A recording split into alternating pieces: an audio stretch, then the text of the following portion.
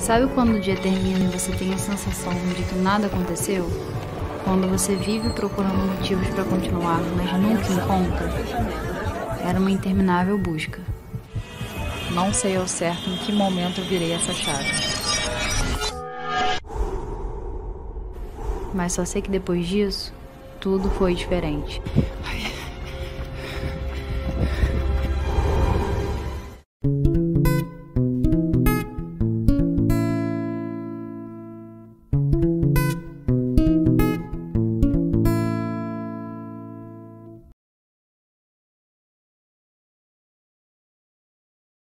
Sobre a virtude da magnanimidade, que ela se define, ela se constitui em sairmos de nós mesmos para um bem maior, para um bem árduo. Ela também se define como um sonhar grande, ter objetivos e um ideal. Ela também se constitui com a virtude da magnificência, que não só pensar, mas também colocar esse plano em ação, como um estudo, como a meta de uma faculdade e diversas outras circunstâncias do dia a dia.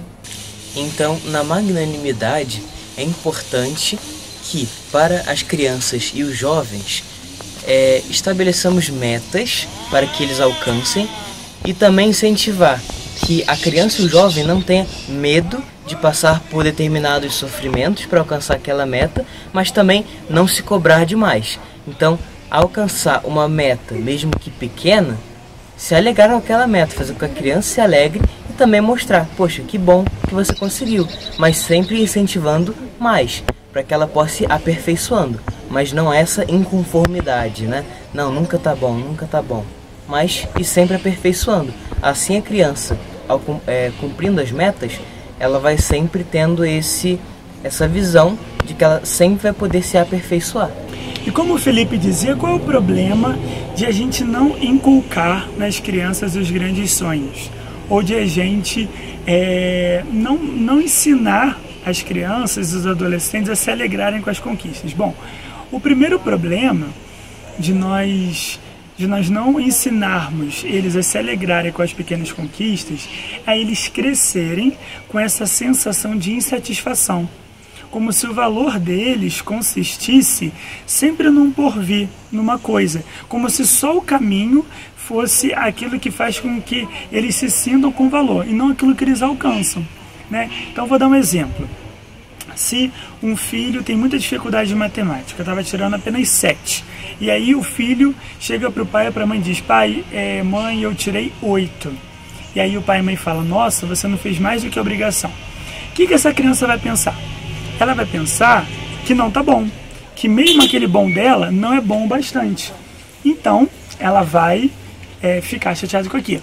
Ou então, um treinador chega assim pro rapaz que joga ali na escolinha de futebol, e aí, olha, a sua meta de gol estava sendo 2 por semana. Você conseguiu 3, mas olha só, você pode mais. Ou seja, o problema não é a gente sempre esticar, alongar a meta do potencial da criança. O problema é a gente não se alegrar. Porque a criança, a criança e o adolescente vão se acostumar a não valorizar o que já conseguiram e sempre ficarem na expectativa de um melhor, e nunca vão estar em paz ou satisfeitas consigo mesmo.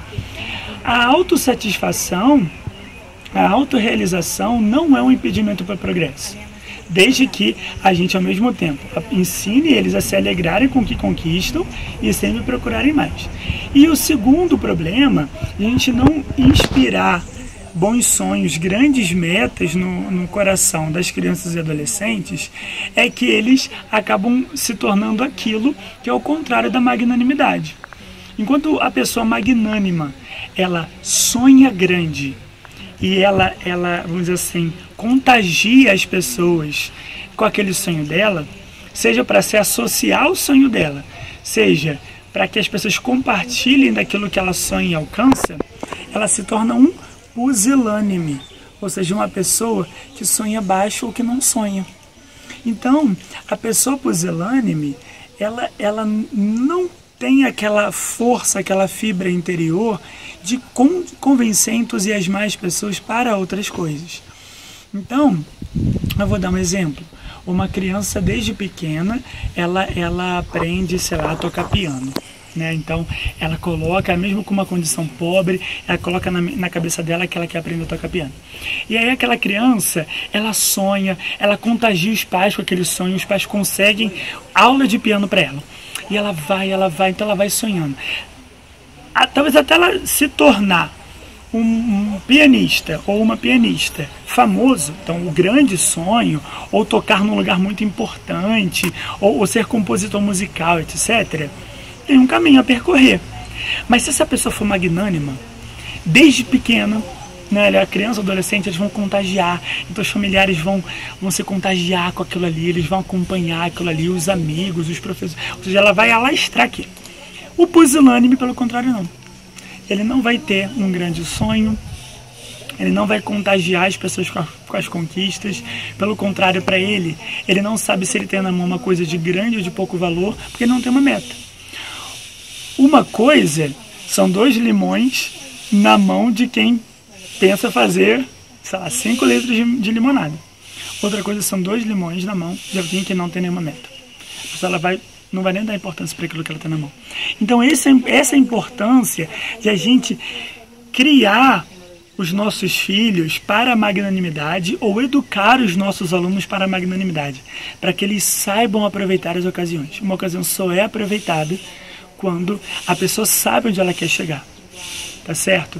Então, a gente não correr nenhum desses 2 extremos ruins.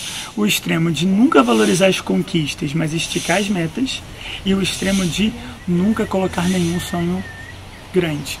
Talvez você, né, como pai, como educador, até se sinta na falta, na carência de um grande sonho. Mas, por amor à educação dessa pessoa que é importante para você, seja seu filho ou seja seu educando, não mate esse sonho no coração dessas crianças e adolescentes, né? Ainda que o seu sonho seja que eles tenham o sonho deles.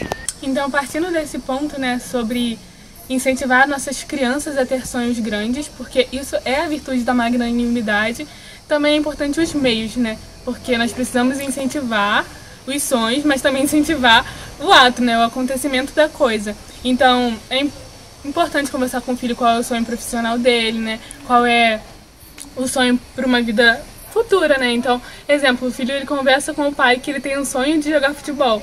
Então, é muito importante que o filho ele vá lá desde pequeno sendo colocado em uma escola de futebol, uma escolinha, para ele já ir desenvolvendo isso e ver se é isso que ele quer, né? Então, é importante também traçar esse caminho de dar meios para os filhos realizar o sonho. E essa virtude da magnanimidade, ela se torna ainda mais nobre quando o sonho da criança não é voltado somente para ela, mas também para um outro, né? Quando o sonho de todos nós não é voltado somente para nós mesmos, mas para o outro. Então, como colocar isso também na vida das crianças, né? Um exemplo, o filho chega em casa falando que quer ser o melhor jogador de futebol da escola, porque ele já é um ótimo jogador. Então, tudo bem que o filho ele queira ser o melhor jogador da escola, que nós já falamos, não tem importância em sonhar alto e sonhar consigo mesmo, mas também incluir alguém, né? Então fala pro filho, você quer ser o melhor jogador da escola? Tudo bem, mas também chama aquele que não joga nem um pouco bem e ajuda ele a ir jogando um pouco melhor, né? Então dá uma aula para ele de como jogar, dá uma assistência para ele, então também incluir o outro no seu sonho torna o sonho ainda mais nobre.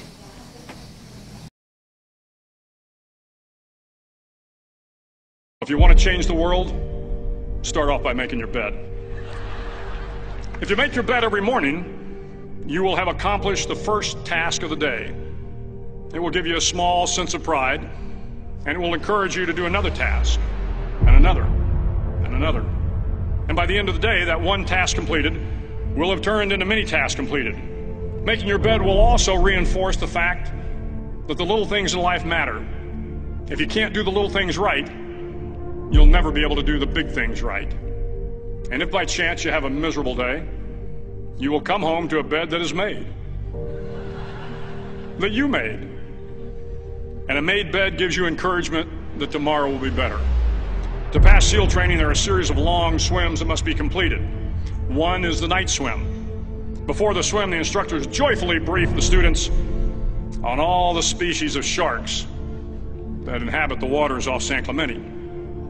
They assure you, however, that no student has ever been eaten by a shark, at least not that they can remember.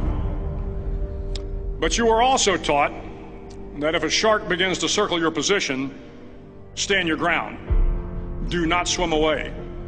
Do not act afraid.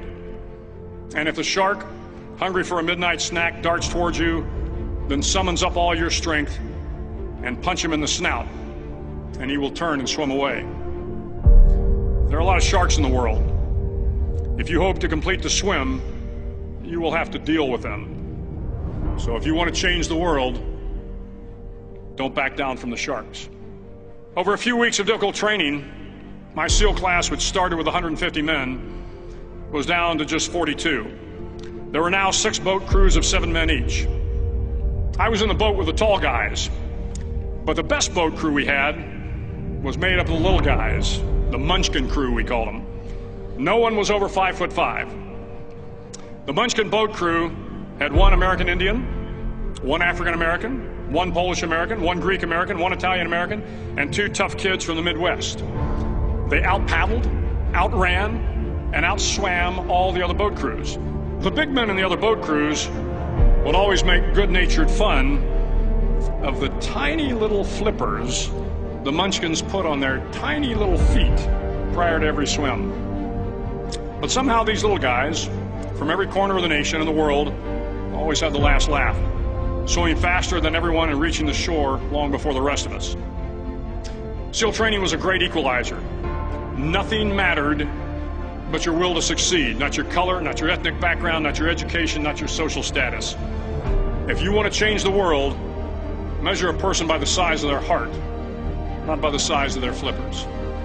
The 9th week of training is referred to as Hell Week.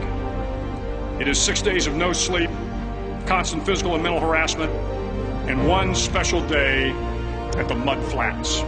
The Mud Flats are an area between San Diego and Tijuana where the water runs off and creates the Tijuana Sloughs, a swampy patch of terrain where the mud will engulf you. It is on Wednesday of Hell Week that you paddle down to the Mud Flats and spend the next 15 hours trying to survive the freezing cold, the howling wind, and the incessant pressure to quit from the instructors. As the sun began to set that Wednesday evening, my training class, having committed some egregious infraction to rules, was ordered into the mud. The mud consumed each man till there was nothing visible but our heads.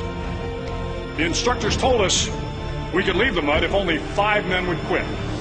Only 5 men, just 5 men, and we could get out of the oppressive cold.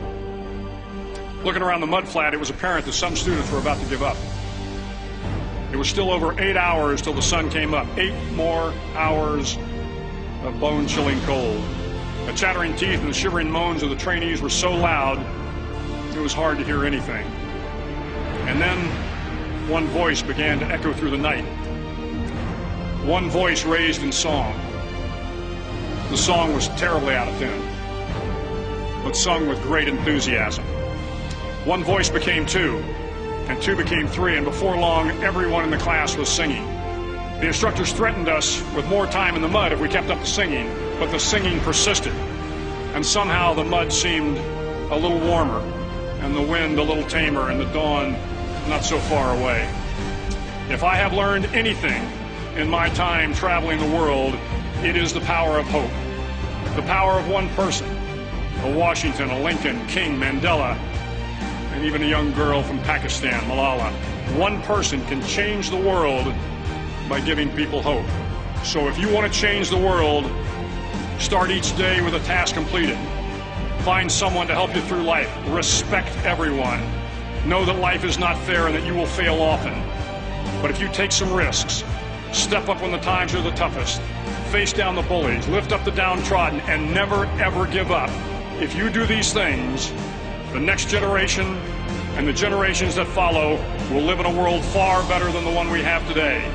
And what started here will indeed have changed the world for the better. Hoje nós vamos ensinar nossos pequenos a escolher.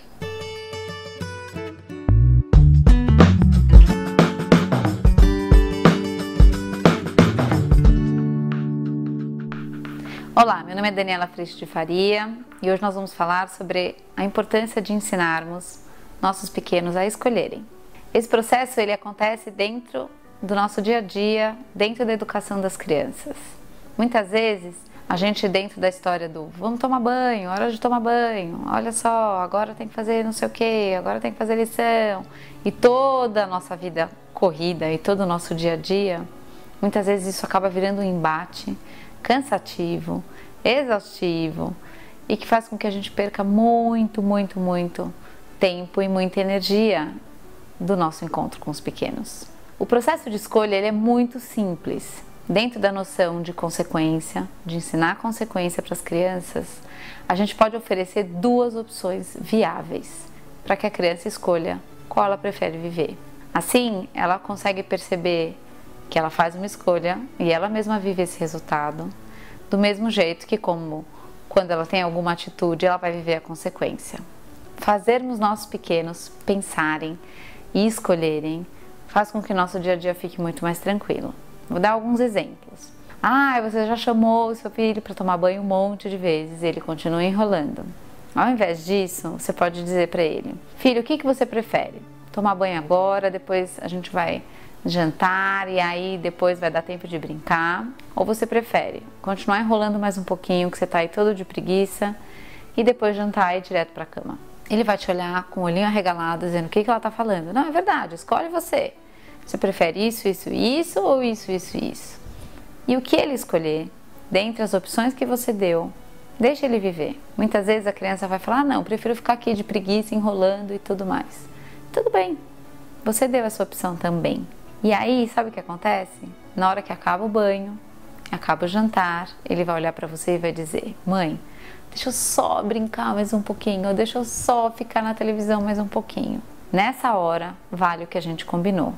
A palavra e a força do combinado.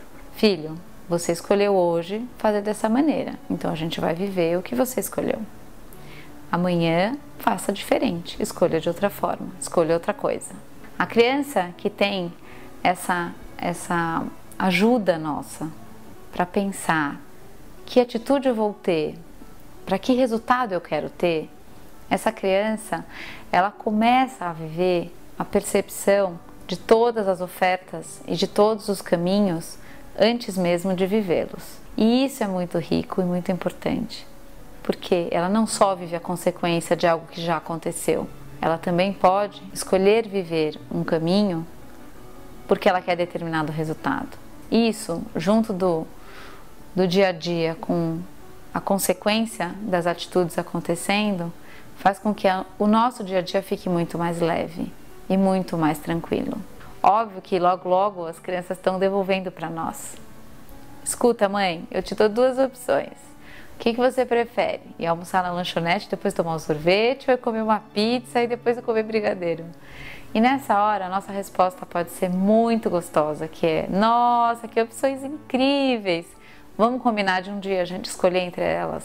Mas hoje não dá, hoje a gente vai fazer tal coisa. E responda naturalmente.